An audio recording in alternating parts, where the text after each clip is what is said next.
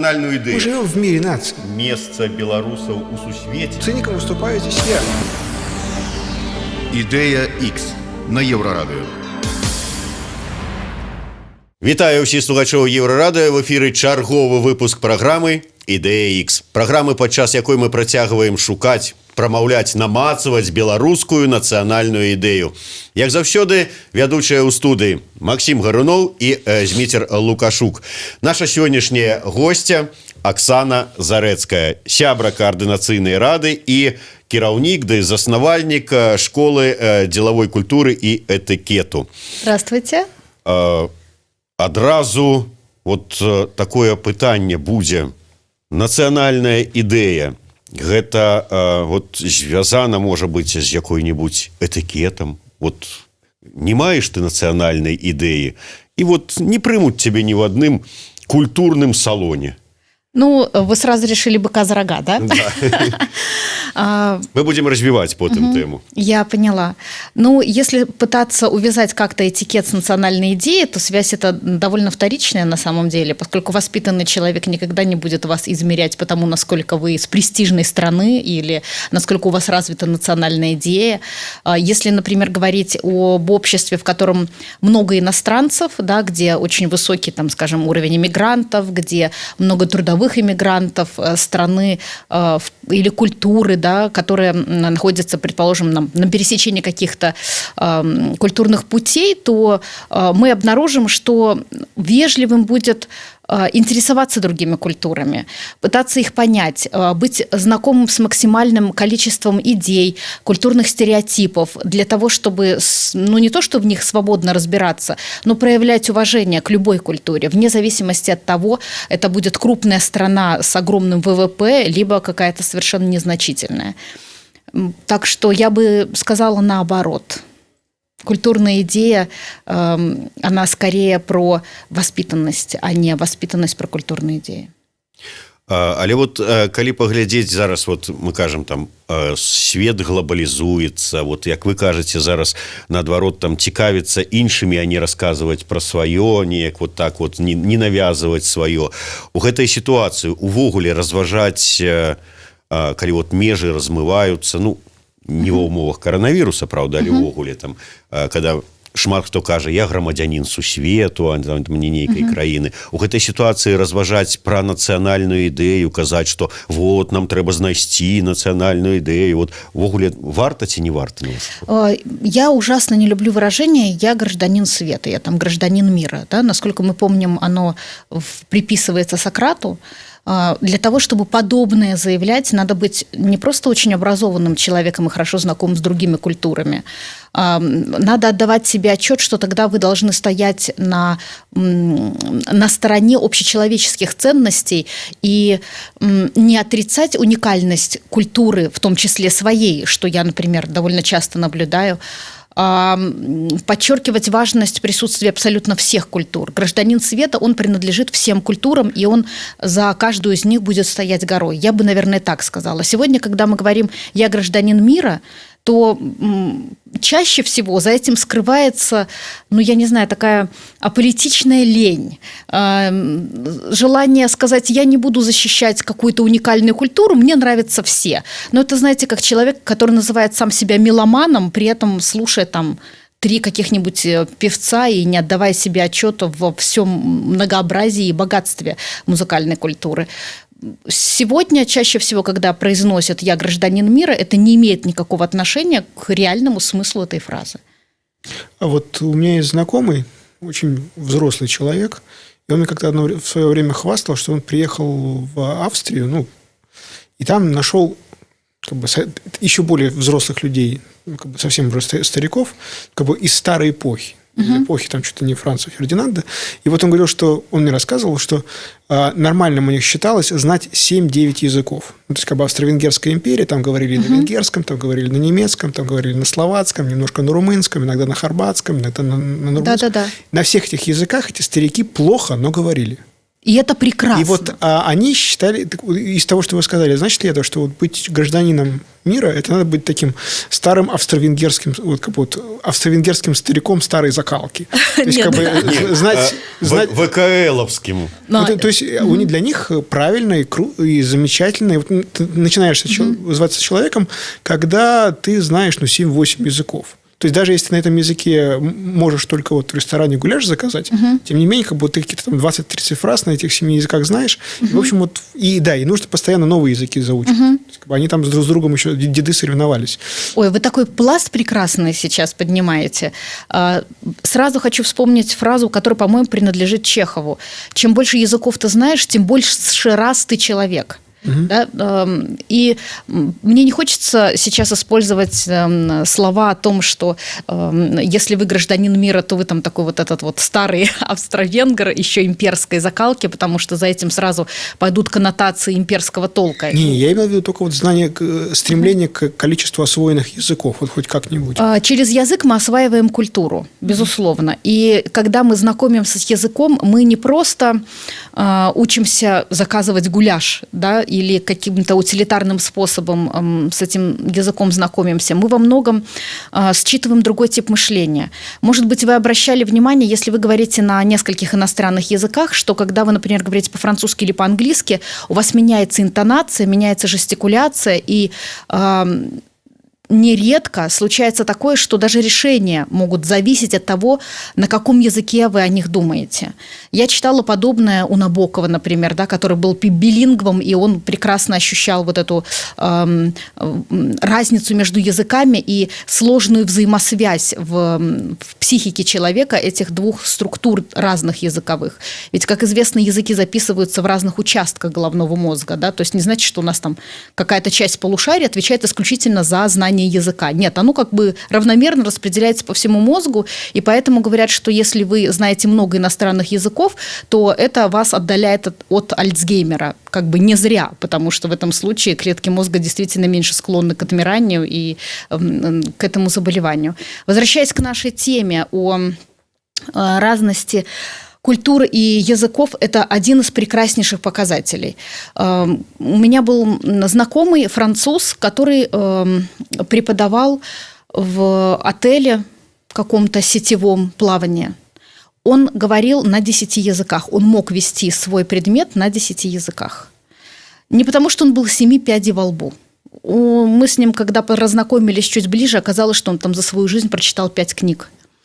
Но при этом он знал очень много разных культур, у него был чрезвычайно широкий круг знакомств, и он не ленился изучать языки для того, чтобы иметь возможность общаться с большим количеством людей и работать с большим количеством людей не на универсальном английском, а на их языке. И в этом смысле с ним было очень интересно общаться. И, возможно, действительно, это будет как раз один из тех показателей гражданина мира, что мы бы хотели иметь в виду. А вы колькі ведаете? Я говорю на французском, английском, если не считать русского и белорусского. На белорусском я не говорю, я его прекрасно понимаю. Я, наверное, немножко стесняюсь говорить на белорусском, поскольку вокруг меня такое количество прекрасных людей, владеющих белорусским великолепно. Это мой комплекс пока. Еще я изучала испанский и немецкий, но не могу похвастаться очень хорошим знанием этих языков. Но в любом выпадку от Альцгеймера вы далёка. Будем надеяться. Мне адразу згадваецца з гэтай сітуацыі два моманта. Па-першае, БНР, дзе было 4 дзяржаўныя мовы. І это нормально, да. І сённяшняя сітуацыя, калі вельмі такі распаўсюджаны аргумент сярод там розных чыноўнікаў, да якіх звяртаешся, да прыкладу, па-беларускай, яны кажуць: у нас жа 2 дзяржаўныя мовы. Таму я буду вам адказваць па-руску на дзяржаўнай мове. То есть это як аргумент для того, каб не ведаць і нават не вывучаць і не імкнуцца па беларускую мову. Если он вас понимает, он понимает, о чем вы ему говорите? Часцяком да. Але я просто кажу, што для людзей гэта 2 дзяржаўныя мовы, гэта аргумент, што ці апраўданне таго, што я не магу там ці не хачу, ці не ведаю увогуле, і мне гэта не трэба там вывучаць другую дзяржаўную мову, таму што у нас жа 2. Але я не пра гэта. В прынцыпе, это как подвожу такую рысачку под нашу эту частку размовы. Я вярнуся да асноўнай тэмы нашай размовы і нацыянальнай ідэі. А як вы лічыце, ўсё ж таки нейкая нацыянальная ідэя сёння беларусам, яна патрэбная? Я уже нават не буду пытацца у вас наша любимая ў свой час цягам 2 гадоў запісу праграмы пытання, а як вы думаеце, беларусы як нацыя ўжо ёсць ці няма? Ўсё ж таки, ну, калі хочаце, можаце адказаць, ўсё ж таки, на вашу думку, як нацыя беларусы ўжо стварыліся, таму што нават зараз мы чуем, што вот менавіта гэтыя падзеі, якія адбываюцца жнівеньскія, вераснёўскія у Беларусі, яны фармуюць, вот пачалі фармаваць беларусаў як нацыю. Тым не менш, вот, можа быць, у вас ёсць свой погляд на гэта, і ўсё ж таки, ці патрэбна нам нацыянальная ідэя? Ну, я бы сказала, что, наверное, нам в первую очередь бы идентифицировать себя как культурное явление, белорусы как культурное явление. Потому что нация – это идея, там, зародившаяся, да, в XIX веке и получившая особое распространение в то время, и начало XX века на этой идее росло. Проблема с культурной идентификацией, потому что можно определить нацию там, границами, какими-то внешними признаками в виде языка, там, наличия какого-то, каких-то, не знаю, политических структур, видимых фигур. Культура – это гораздо более сложное явление. И в этом смысле белорусам бы, наверное, стоит больше задуматься о возрождении поддержки собственной культуры. И на волне национального подъема, который мы сейчас видим, очень много рождается великолепных культурных феноменов.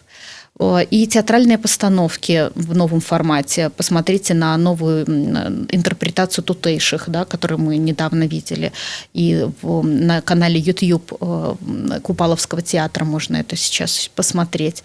Обратите внимание, какое количество прекрасных песен музыкантов появилось буквально в последних 2 месяца. Культура через пение, через театр, через книги воспитывает белоруса белорусом, воспитывает представителя своей культуры, представителя своей нации. Можно сколько угодно на международных форумах говорить о том, что белорусы есть, но если белорусы сами себя не ощущают такими, то, ну, это будет такая галочка. И здесь есть проблема с воспитанием белорусскости у белоруса. Это в какой-то мере связано с конфликтом внешнеполитическим. Ну, я, наверное, неправильно выразилась, не внешнеполитическим, а есть как бы некий не то чтобы вакуум, а есть некий контур обозначения белоруса через политические институты, то, что мы сейчас наблюдаем у людей, которые у власти, люди, которые имеют отношения с миром других стран, и то, что происходит внутри. С моей точки зрения, одна из проблем, почему то, что случилось в Беларуси, случилось в августе и в сентябре, заключалась в том, что белорусы вырастили у себя внутри, в стране, какую-то свою внутреннюю Беларусь.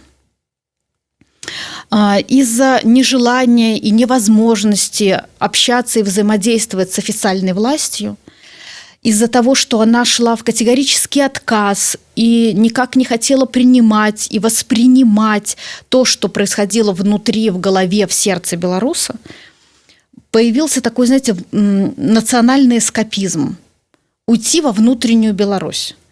Мы сами себе открывали какие-то кофейни, театры, писали какую-то музыку, организовывали полуподпольные концерты, периодически там пытаясь бороться с этой официальной властью. Она пыталась бороться с нами. Вспомните эту историю про списки артистов, концерты которых запрещены в Беларуси, да, которые потом Министерство культуры отчаянно отрицало, да, но при этом концерты все эти реально прекратились. Эта борьба была, но мы старались как бы вот все-таки не пересекаться. И это пересечение, этот взрыв, потому что заряд-то накапливался, понимаете, как в грозовом облаке. Есть 2 слоя, где накапливается заряд. И в какой-то момент разряд произошел, и он произошел на этих президентских выборах.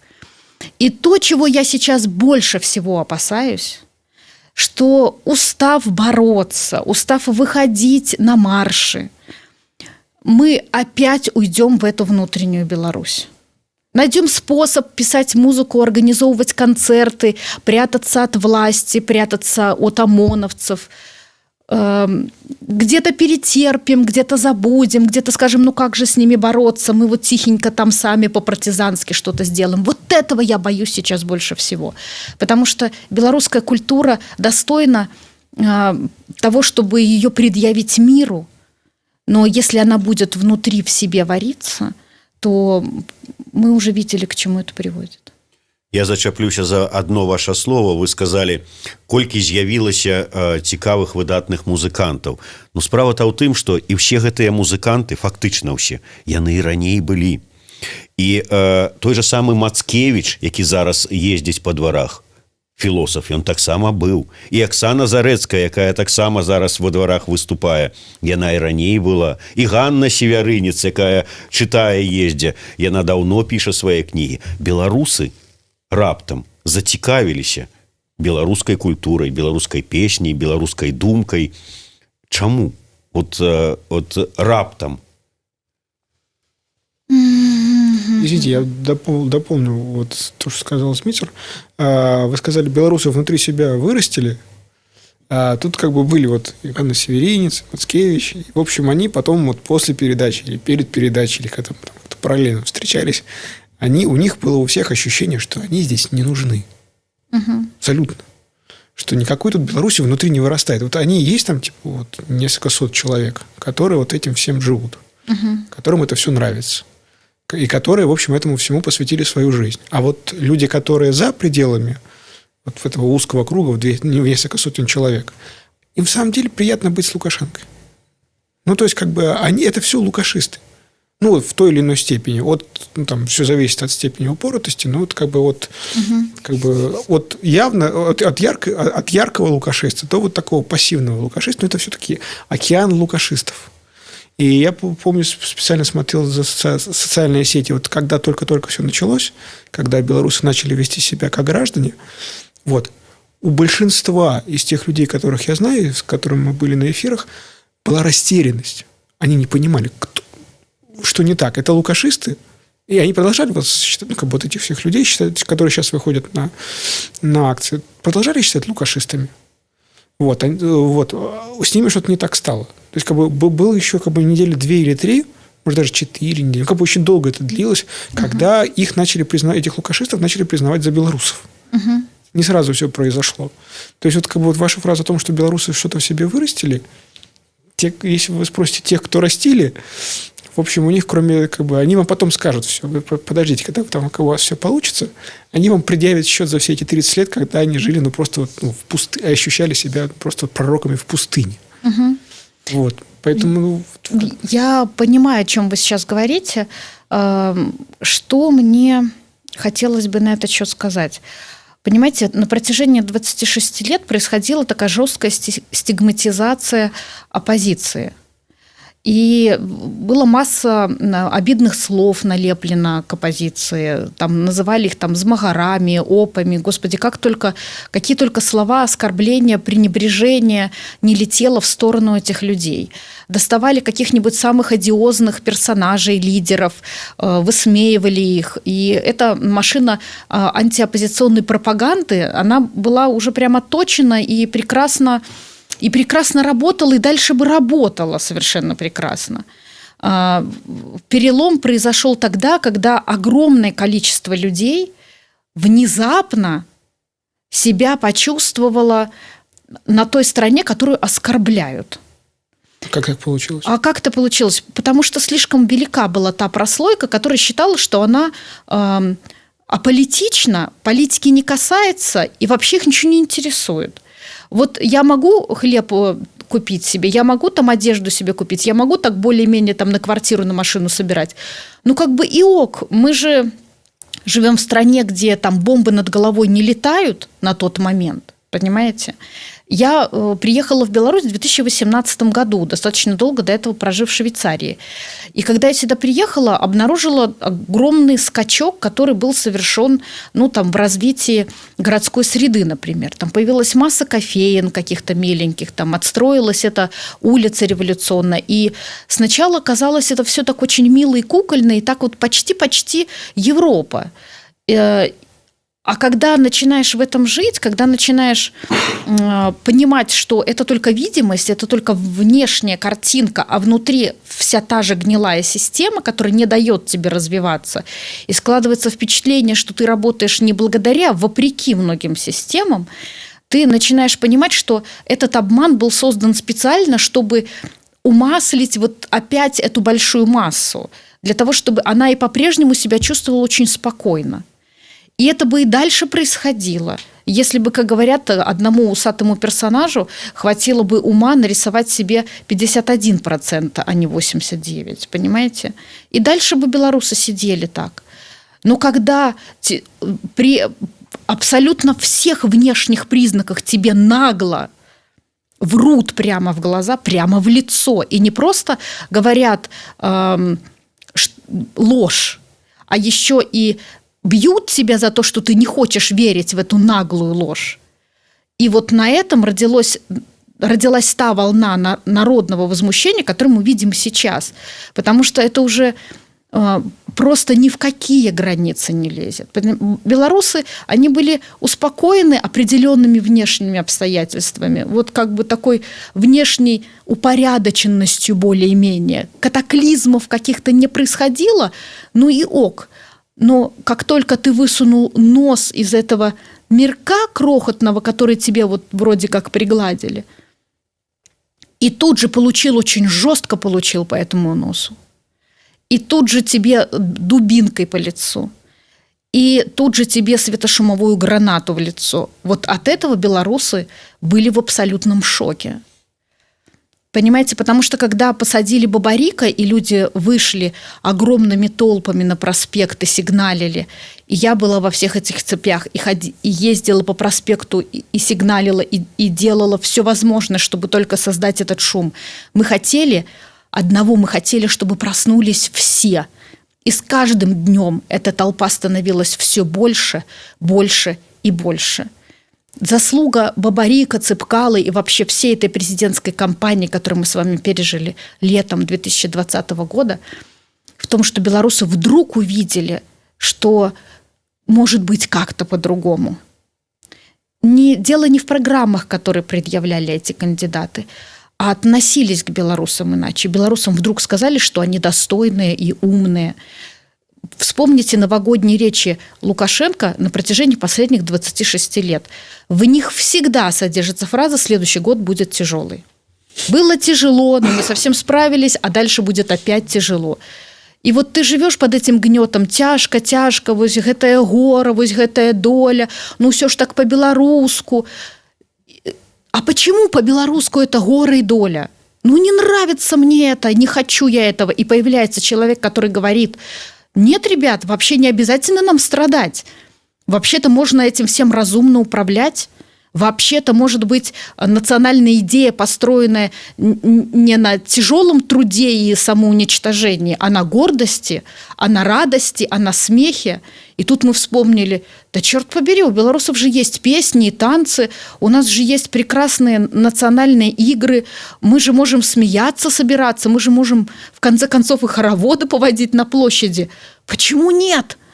И вот эта сторона белорусской культуры очень долго, была, знаете, не то что комплиментарной. Все эти книги, вся эта музыка, все эти белорусские писатели, учителя, которые говорили о белорусской годности, о гордости, о высоких достижениях, они были, где-то там кто-то что-то говорит, но это же незначительно. Главное же вот эта вот война, что мы все выжили. Вот в этом конфликт. И вдруг мы поняли, что можем радоваться. Мы можем быть хорошими. То есть дело не в том, что белорусы внутри себя вырастили Беларусь, какую-то создали. А дело в том, что Александр Григорьевич вовремя не успел переобуться. И продолжил петь белорусам ту же самую песню, которую он им пел с 1994 года, и благодаря которой, как многие утверждают, он, в общем-то, и держался. И слава богу, что не успел переобуться. И слава богу, что рядом с ним работают, прости господи, такие идиоты, которые не смогли вовремя сориентироваться. Он не переобулся, и плюс еще куча очень... не очень, просто ошибочных решений, связанных с тем, что их всех нужно избить. Давайте будем этому радоваться. Потому что это позволило белорусам проснуться. И мне очень нравится это выражение. У меня есть знакомый, мы его приглашали сюда, Дудар, волынщик. Это самый грустный волынщик, наверное, из всех, которых я знаю, потому что он любит белорусскую волынку, дуду. Он ее прям я был у него в мастерской, он их делает. Но проблема в том, что он их все время делает на заказ для литовцев или латышей. Или немцев. И все наши там встречи обычно были, когда ты договариваешься там встретиться, а он говорит, извини, я на границе стою, потому что опять заказ, и он этот заказ куда-нибудь там в Каунас или там в Клайпеду отвозит, и там его продают, а здесь ничего. И он в таком режиме существует лет 15, или, может, лет 20. Он очень грустный. А вот какие-то улыбки у него начали появляться только последнее время. И я так понимаю, из того, что вы сказали, все это потому, что Александр Григорьевич как-то пошел в разнос. Потому что и он начал улыбаться, потому что им заинтересовались. Там было интересно, его деревня, в которой он живет, как он тут живет, позвала его, и он стоял на митинге. То есть, там они стояли с плакатами, а он как бы со своей этой дудой вышел, и это как бы очень было кинематографично. То есть, как бы стоят белорусы с флагами, и вот стоит такой, а он еще ходит в этой белорус в этой самой белорусской этой одежде, с волынкой счастливый, как я не знаю кто, потому что, 20 лет ждал, черт возьми, наконец-то. Я бы не стала приписывать Александру Григорьевичу все достижения этой революции. Он, конечно, сделал очень многое для развития феминизма в этой стране в последние 2 месяца. И для освобождения белорусского духа. И вообще вся команда, которая рядом с ним. Но основную работу, конечно, делают белорусы. Давайте не будем ему отдавать все лавры. Давайте скажем, что все-таки белорусы – это нация, которая умеет делать все от волынки до стихов. И действительно очень высокого качества. Я вам скажу, что я знаю очень много ремесленников белорусских, фермеров белорусских, которые делают какие-то уникальные вещи с огромной любовью к своей профессии. Буквально на этих выходных я ездила на одно пчеловодство, где фермерство меня приглашало для того, чтобы я членом этой общины, а там достаточно много домов, люди занимаются очень разными вещами, я имею в виду ремесленники, чтобы я им рассказала про низовую демократию, как раз та лекция, с которой я хожу по белорусским минским дворам. И вот я приезжаю туда и узнаю, что на самом деле на нашу встречу придет там в раз 5 меньше людей, чем планировалось изначально. Потому что буквально накануне моего приезда к организатору этой встречи приезжает несколько человек в форме с администрации и говорят о том, что вы понимаете, что если вы здесь будете что-то делать, мы вас всех арестуем. Вопрос за что? А за то, что вот вы здесь говорите о том, о чем не надо говорить. И что-то тут организуете, то, что не надо организовывать. Эта встреча все-таки состоялась, хотя у нас по домам дежурила машина участкового. И я поехала туда, хотя понимала, что есть определенные риски, что меня могут и арестовать, и посадить там в СИЗО в этой деревеньке. Но меня больше всего поразила позиция этого пчеловода.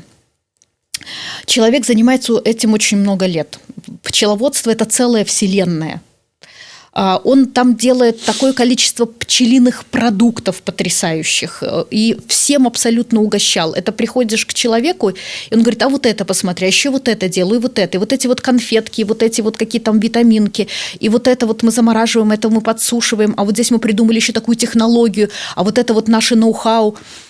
Там целый мир, и ты сидишь в доме, наполненном миром пчеловодства, исключительной любовью и профессионализмом человека, и вдруг ловишь себя на мысли, что для того, чтобы его признали, оценили, чтобы он смог зарабатывать реально на этом своем деле, а там огромные масштабы, недостаточно уже его труда и любви. Должно очень много поменяться на системном уровне.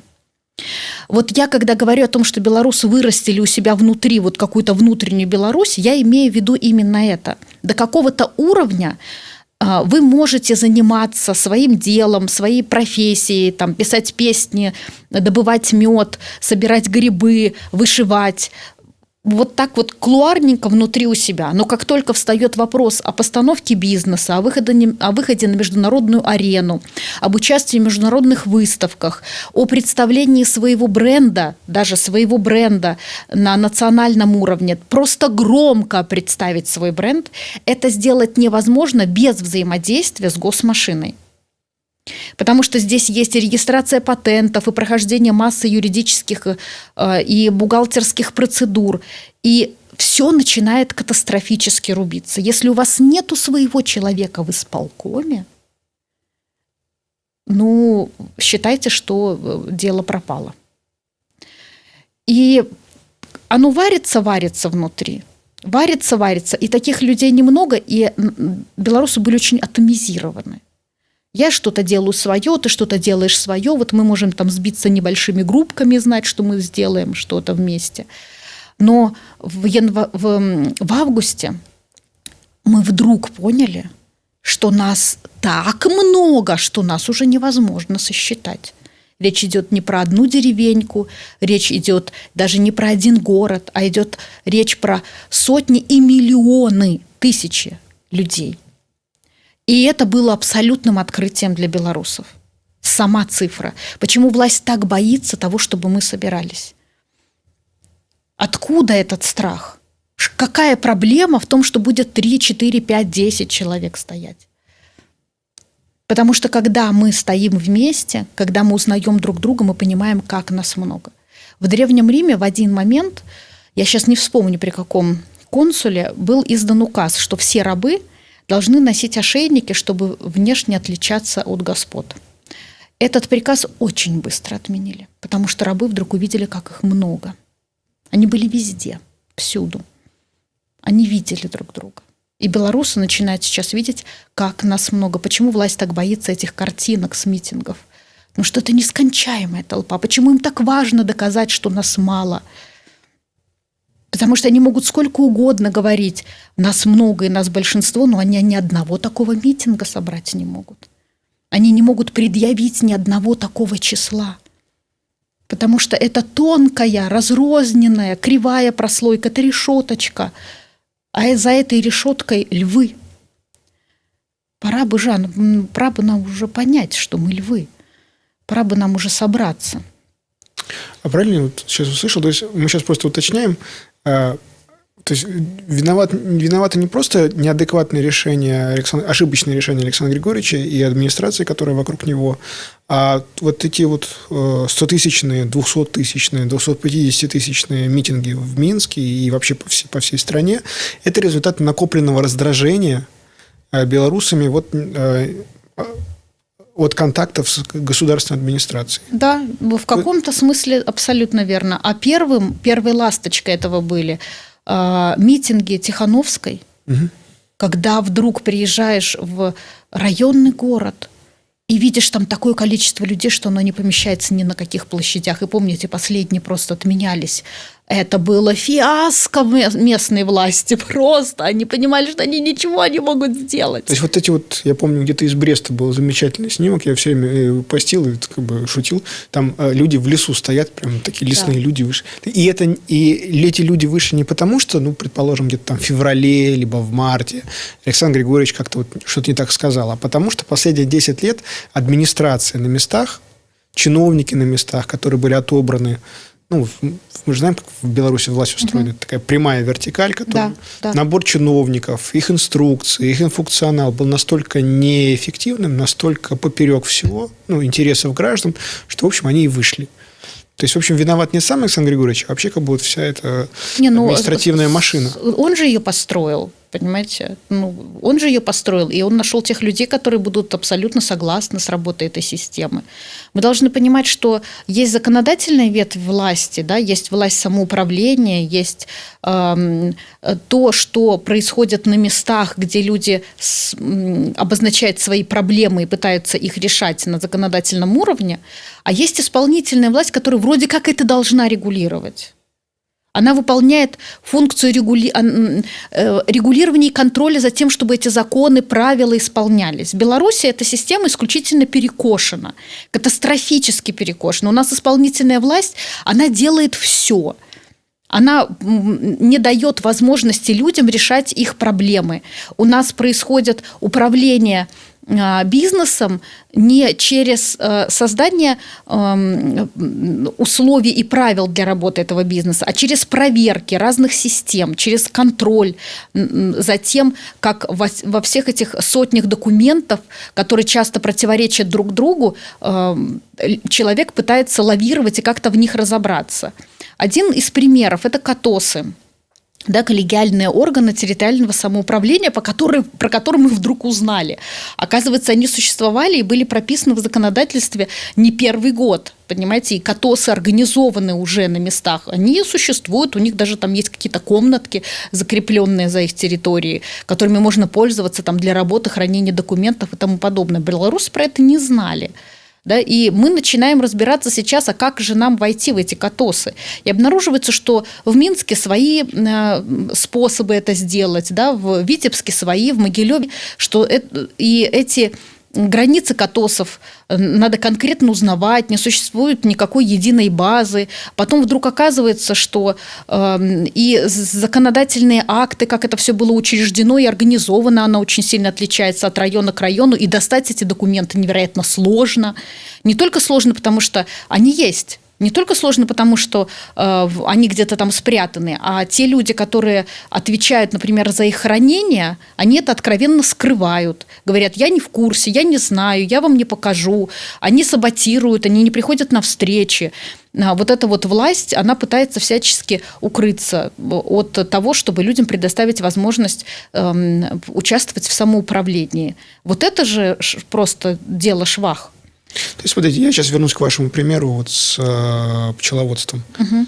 Если бы там у этого пчеловода и людей, которые вокруг него, местный исполком, если бы в этом исполкоме работала другая инструкция по рекрутингу, да, там находили бы других людей на эти позиции, чиновников, если бы у этих чиновников была другая, более гуманная, более рациональная, более гражданская инструкция, как поступать с гражданами, когда они к тебе обращаются. И если бы это все существовало вот как бы вот довольно давно, там лет 5, 6, 7, чтобы вот люди ощутили, что это другая администрация, то вас бы ни туда к пчеловодам и не пригласили бы. Ну, потому что и так все хорошо. Я бы просто так сказала. Местный исполком последние годы исправно занимался тем, ежедневно занимался тем, что раздражал всех местных бизнесменов, всех местных граждан, которые к нему обращались. Как бы это такая функция была. Подавлял инициативу, абсолютно неразвитые сельсоветы, и исполком давлеет, и вообще вся исполнительная власть над всеми остальными ветвями. То есть она не решает проблемы, она создает проблемы. Абсолютно верно, так и происходило. Давайте уже будем закругляться. У мяне два на заканчэнне пытання. Першае, вот вырасцілі беларусы ў сабе ўнутры Беларусь. А колькі ў гэтай вырашчанай недавно Беларусі беларускасці? Таму што з аднаго боку, да, вот танчаць на плошчы народныя танцы, спяваюць разам там з Лявонам Вольскім тры чарапахі ў дварах, выходзяць пад бел-чырвона-белым сцягам на акцыі, але гэта для іх не нацыянальны сімвал, а сімвал пратэсту. Вот колькі беларускасці ў гэтай новой Беларусі? Ну, что значит белорусскость, что значит французскость? Она всегда начинается с того, кто я. Я белорус, я француз, я немец, да, или там я из Дюссельдорфа, или там я из Минска, я из Речицы. Идентификация себя как человека, принадлежащего к некой общности, это архиважно, и понимание своих ценностей. Сейчас у белорусов происходит очень сложный, мучительный процесс становления своих ценностей, такого их четкого определения, когда я могу назвать его словом, конкретным словом его могу назвать. И через это слово сказать, вот у французов этого нет, а у немцев есть что-то похожее.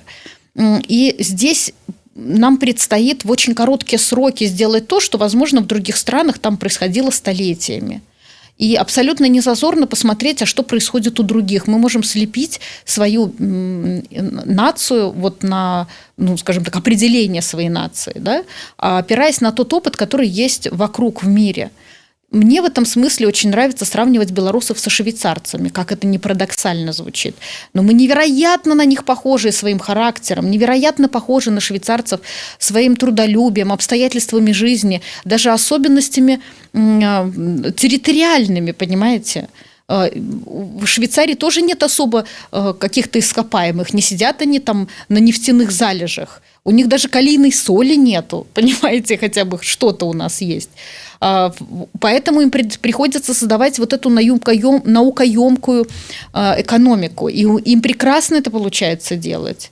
Они такие же партизаны, как мы, например. Когда была Вторая мировая война и стоял вопрос о том, как мы будем защищать нашу страну у швейцарцев, они прекрасно отдавали себе отчет, что не настолько маленькие, что даже Германия или Франция просто наступят и не заметят. Они сказали, а мы уйдем в леса и горы, попробуйте нас оттуда выкурить. Абсолютно партизанское мышление. Они такие же немножко замкнутые, закрытые внутри в себе. Это крохотусенечкая страна, которая 5 раз поместится на территории Беларуси.